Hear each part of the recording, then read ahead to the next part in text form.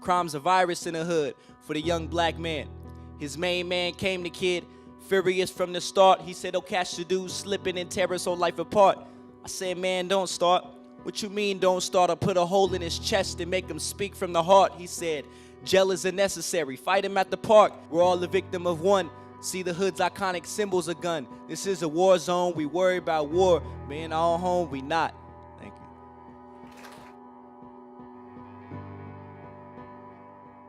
you. One of the ways that we connect is, and all of us connect around this work, and I can feel it in the room, is that we feel a passion and a sense of urgency. That some things we've known for a long time are suddenly being talked about as though they're new. And they're things that if we had been listening, really listening, we would have heard young people tell us long ago. Let's make sure that as we think about this issue in the context of young people of color, and as I talk about it from my experience, we don't forget girls. And if I talk about it largely from the African American experience, that we don't forget the experience of Latino people, of Asian people, of all people who experience this marginalization in the form of violence, or experience marginalization and for whom it emerges as a form of violence. So rather than simply assuming that recurrent violence is a bad person who was doing something bad, who got shot and then went back to doing some bad stuff, we began to think that's not the only pathway to getting re-injured, that in fact trauma may be a proximal cause of recurrent violence in a particular social context that doesn't keep you safe. One way to get simplicity out of this complexity is this conceptual framework that suggests that people who have suffered trauma need to reestablish safety. They need help managing their emotions. Some of those very legitimate emotions, anger, fear. They need help dealing with loss, not just the loss of function, but also the loss that happens when you choose one path over another. So when a young person comes to understand, I've got to leave behind some people in my life who have not been so positive, that's still loss. We have to count it as loss and help them deal with that in the same way that we deal with losses in our own life. And then finally, being able to envision a future, because if there's one thing that trauma does quite powerfully is to cut off your vision of the future. It constructs a wall that you can't see past. And if you cannot see a future, then it's a little bit hard to weigh off the present against that future as you make decisions, right?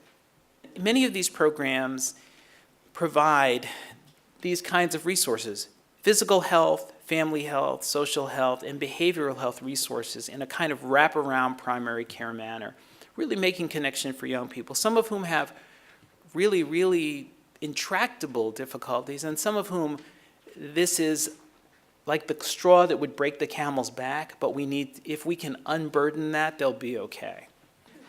But a fundamental idea is, and people have said this for a long time, don't ask what's wrong with me, ask what happened to me. That experiences, rather than some characteristic or attribute, if we can change what happened to you, we can change who you are. And finally, we can change the narrative to say that, yeah, hurt people can hurt people.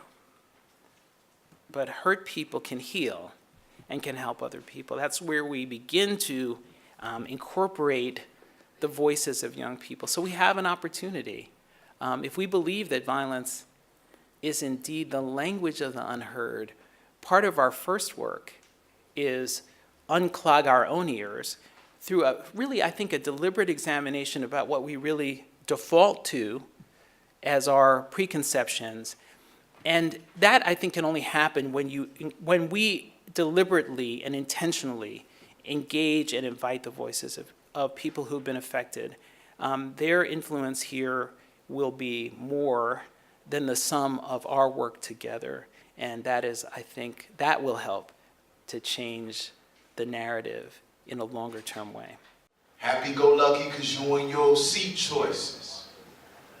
If you know I'm ghetto, then give me more resources. Because I demand the type of living that's a blessing, not the lesson that you just centered around testing. Keep me motivated and always positive stressing.